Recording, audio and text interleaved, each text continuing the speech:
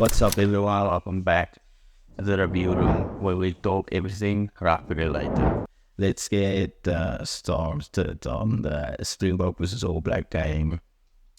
They said the expectations for this game was big, the hype around it, just a rivalry. Some people call it the World Cup final rematch, even though you never did have a rematch unless it's in the next World Cup final. They meet again, and then you can say it's the rematch of the previous World Cup. But we all know the both forming that, and this doesn't really change the history. I thought the All Blacks started really good. They started fast, ruthless. They were quite physical, and they matched the Boks physicality for a big portion of that game.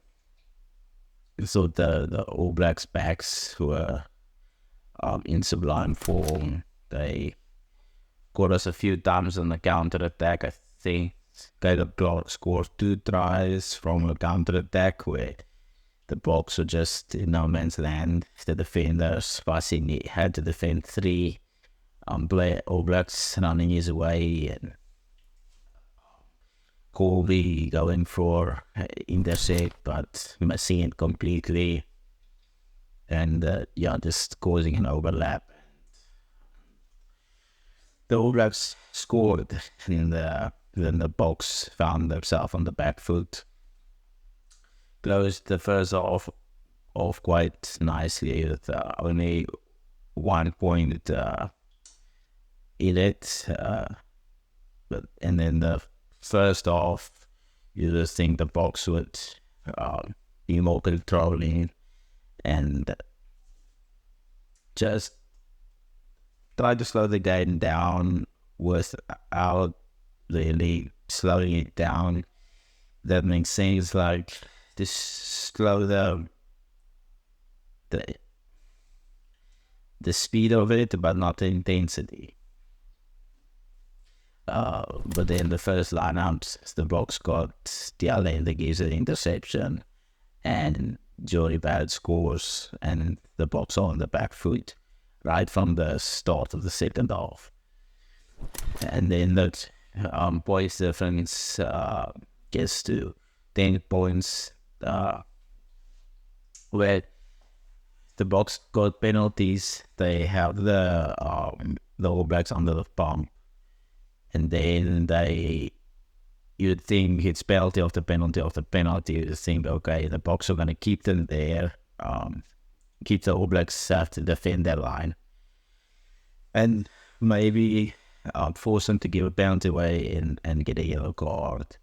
Was the advantage, but then Sia said, no, we want to go for bowls, and it happened twice, and then they go for bowls, and the Boks couldn't secure their kickoffs, which was a big problem in this game, and then they would give a penalty away straight away, and the All Blacks would just get that 3 points back again. It's like they did that twice, where I felt like kick to the corner, put the pressure on them, keep them there to defend, and I mean, best case scenario, get them all try or a try, where you get the All Blacks get a yellow card. Eventually, at the end of the game, I think the 68 minutes or something, the All Blacks did concede a yellow card. And that's just when the Boks took over. And the Boks played like the All Blacks of the between the 2011 and the 2015 era. The Rich McCall, Mono Nusu, the Karen Leeds, Jerome Klein, players where you think, the All Blacks on behind, we have this game, and then boom, the last 15 minutes, they just come back and they snatch the victory from you. And that's how the Boks played. They were just hanging in there, and then when they could count it most, they secured the victory. I thought Sasha, under immense pressure, he played extraordinary. He kicked well. Yeah, he kicked one. He missed one penalty, which is not the end of the world, but he kicked a monster 60-meter kick. So this defense is for a fly off, which manned up and hits put a massive hit on an inside center when he's running in the channel. That speaks a lot on the heart that guy has, and he's not afraid to put his body on the line for the team. And the penalty in the 74th minute when he kicked the ball on the 5-meter line and the box went and Kwaha or Grant Williams scored from there. That kick was just pinpoint accuracy on the tee, and that is just class and definitely the future for the Springboks, and that number 10 in that 10 jersey. And it's a scary thing to think that he's so young, 22 years old, but he plays like so maturely and like he has lots of years of experience. And then if something might go wrong, or he has an off day, or what, he can just be followed on and he will finish the game for you. And then they still have a player like Moni Lebok who has to sit on the side. That's just insane, the depth the Springboks have at the moment. Peter Steph, I thought he was a bit quiet in this game, even though he got man of the match. They thought he did a lot of the donkey work, the hard work, tackles, hitting the ruts. He did a lot of the pick up and go around the ruts where he timed out the forwards. And Eben went about his thing. He didn't really put in a lot of dominant hits. Yeah, but I think that Eben doesn't really like to come off the bench. He wants to start. He wants to be in that from the get-go. Want to smash the players and so. But still, didn't really had to do put his body on the line. And I thought the All Blacks scrum also, stood up against the Boks. Couldn't really got the Boks got a few penalties from the scrums, but not as many as I thought they would have liked. I thought that one or Kia for our first game against the All Blacks, such a big stage. I thought he did really well. He's just an extreme workhorse. He hits the rocks, makes tackles, makes carries. His line-out jumping was he did it extremely well. Under a lot of pressure from the All Blacks line-outs, because they tend to contest a lot of the falls or a lot of the line-outs, and I thought he did quite well. He's definitely also for the future. I would like to know what Rassie would do when John Klein, Lord de Jager, and Arcia and someone is all fit and ready to go. Will he just drop someone like Norkia who stood up and took the opportunity, or what is his game plan for that, or how is he going to approach that? Because I just feel like it's unfair just to drop someone if they were there when you needed them, and then you drop them when the other players are fit and ready to go. So, in my personal opinion, I would say the other players, Mike Lewis and John Klein, they definitely have to show Rassie something and show Rassie that they want to be there, because I think Ronald Kia surpassed them at this point. And South Mostert, don't forget about Mostert, but Mostert also just an absolute workhorse. You can always put your trust in him. He will tackle, always give you this everything.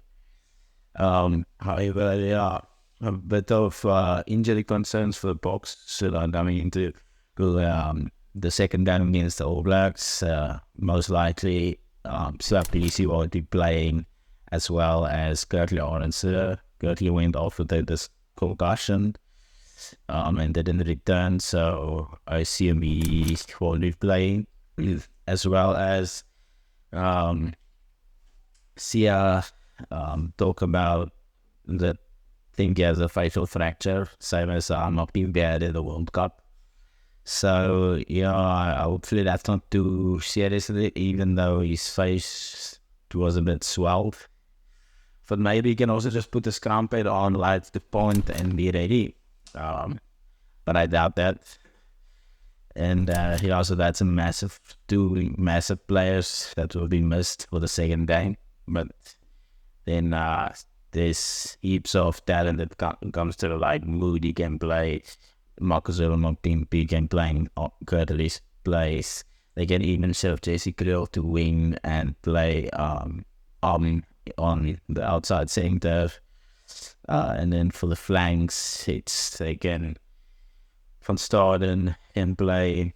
I'm sure they can play Dixon at 6, and even they can shift Alec Lowe can play flank as well. So and then there's Kwafa as well, but even I think Kwafa should stay on the bench, because when he comes on in that last 20-25 minutes, he just disrupts the opposition and just causes trouble all around the park. And I feel like he's that perfect impact player where you need to stick your head in dark places. He's the player that will do that for you. And he's the player that 9 out of 10 times he will come up with the fleets. He will score you a try, steal an important ball, make an important tackle, and he's just all over the place in that last few minutes. And I thought he was extraordinary. He's just one in a million players. And I think he's a player you want to put on your team sheet first when you select a team. I think for the second game, the Boks will have to come out firing, come out fast, more physical, but not as physical as they were in the second Ireland test, where 2 players go off in the first 10 minutes for blood. And so they have to be physical, but they have to control the situation. I thought Sasha controlled the game well in that last 10 minutes of the game. He put a lot of pressure on the All Blacks back three. So I thought he did quite well for a player that doesn't have that much experience in big tests, like against the All Blacks on a big stage. But like I said, he just thrives in those situations, in those scenarios, in those type of games. And for I think I would like Sasha to start again for the second game, just show his class. And I would like Fassi, well, he played well, except the yellow card, but that's also a 50-50 call in my opinion. But if it wasn't for that, I would say he had a good game. I would like Willie to play in the second test against the All Blacks. I just think he brings another level of experience and a calmness in that back three, especially now that Arendse is injured and Mapimpi or Young and Moody has to go in. They can even show Fassi to wing as well. But just for more calmness, I think he reads the game a bit better from the back. I think Fassi needs to learn a bit more. But Fassi did well. That up and under he did, and he chased it, he got caught it again. And he almost he broke the line, and kicked the ball and the bounce didn't work out for Corby. But on a different day, the ball bounces in Corby's arms and he scores. So, but yeah, and I thought the ball squads, when they came on, they changed the game. And I thought that was a big turning point. So in the bomber squad came on, there was more control. Even though the Boks slipped a tie again, even though when they were on, but yeah, it's the Boks will have to work on the defense. I think sometimes they rush too much and too fast, and then they cause a big hole on the side of that rush, and then McKenzie just puts a kick over, and if the fullback's too deep, he can't reach it, and then the wing can catch the ball and can cause problems for the Boks. But I think if they press, but not as much, they can stop them. I think this week the game is also going to be close, but I think the Boks will have enough to get that victory over the All Blacks.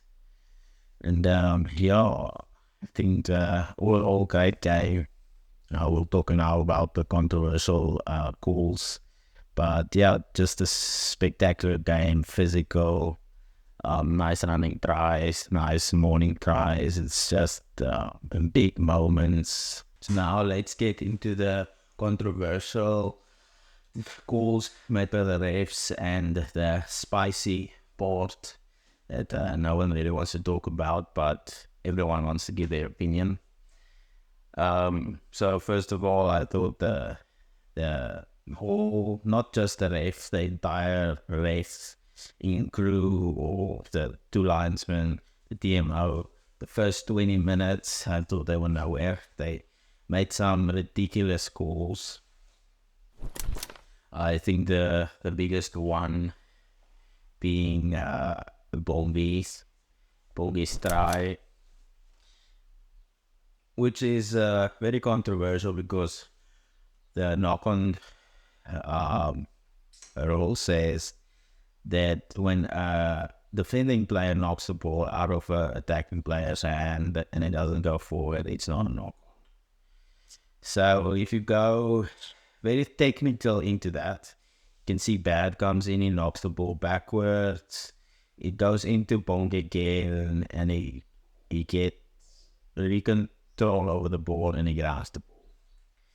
But I can understand why the fans are upset, because if you see it first, your brain instantly tells you knock on, no try. It's just going to be. But when you go into the technical review of it, then you understand why it was given. But I would say at least they could have looked at it, and they didn't even look at it. They just accepted it was a tie and they didn't do anything. But which was also a bit weird for me was that the All Blacks didn't really contest or went to the ref and said, listen, yeah, I think they knocked the ball. They just accepted it and went on. So I don't know if that was a thing where Razor said, if you get controversial calls against you, just leave it and play the game, or did they really think that, okay, I did slap the ball, so I need he gained it and scored? But in those situation was weird because the players were advancing when Sasa wanted to kick the ref, and Sasa was in the motion to kick, but then the clock ran out and the ref didn't give the 2 points as well. But the All Black players weren't behind the goal line, which also says that when a player is advancing or on the other side of the goal line, before the player kicks, he gets the right to take a re-kick. And that will also state that when a player is advancing, the player needs to advance to kick before the clock runs out. And which Sasa did. Not the rule doesn't say you have to kick the ball before the clock runs out. You have to be in the motion. And that's a bit controversial because he didn't give the 2 points for Sasha. He said he took too long. But then David McKenzie did it twice with the clock ran out and he got the points. So there's a bit of inconsistency there. then the first try the All Blacks scored as well. The two lifters of the All Blacks shield the jumper off, gaining momentum and this or causing obstruction, because the rule says that the jumper or the supporting players need to stay on the side of the jumper and should not go in front of the jumper, sealing the defender off, which can't come through to steal the ball or cause trouble for the attacking team. And the refs also didn't do anything there. Didn't watch. Even Sia went to the ref and said about obstruction. Refs didn't do anything, and they played on. Box accepted that. We moved on. The Box had a kickoff. Sasha kicked a beautiful kickoff, put a lot of pressure on Rikoyani. Rikoyani's foot is on the line. The ball hits his arm, goes out. Should be a Springbok line out. No, the linesman says it's directly out, scrum. They get the scrum. Perenara keeps it 50-22 from the scrum. Box on the pressure, which should have been the All Blacks. And I feel like that's big moments. In other games, they could have scored from there, and then you were 7 points behind where it was supposed to be your ball, your advantage. Then I feel like there was a lot of head contact in that game from both teams. Massive hits, and they just let it go. I felt like at one point it was a no-holds barn type of game, because the refs just letting everything go. High tackles. It's a few high tackles they gave, but like the Jason Kobe bumps, Scott Barrett, and then the joining tackler comes in, almost slaps Kobe in the face, and the ref just let it go. And then the Sia Kulisi incident from Sam Kay, where he hit Sia high. I don't think that's the incident where Sia's jaw could have been broken or cheekbone. Even though it is high with immense, I think that's where he got the nosebleed. He even went to the ref and said, "Listen, look at my face. How can you let that go?" And then it just let it go. That's TMO. He will come in for small things, but then the big things he just lets go. And I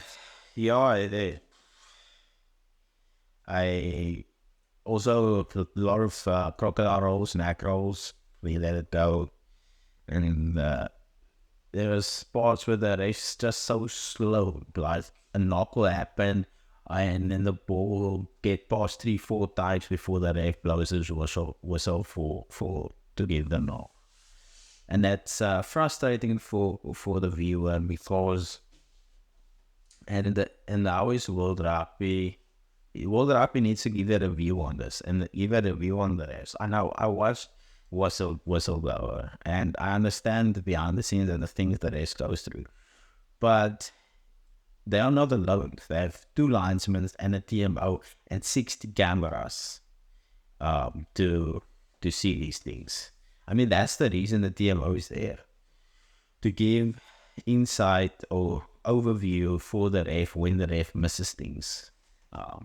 But then you have a TMO, which you need a TMO for the TMO, because the TMO doesn't see the things. And that's frustrating for the viewers at home, because now you want more eyes on rugby and more views and followers and what, but every time you think it should be a penalty, nothing happens, or it should be a try, nothing happens. And you should, when you watch NRL, those guys absolutely smash each other, and it's entertaining. And they also play a nice running rugby, but most of those games are tackle, defense, and then a few beautiful tries. And just if you're not gonna blow the head contact, then just say, okay, just go for it, just tackle. And then I understand when you blow, you close like a guy.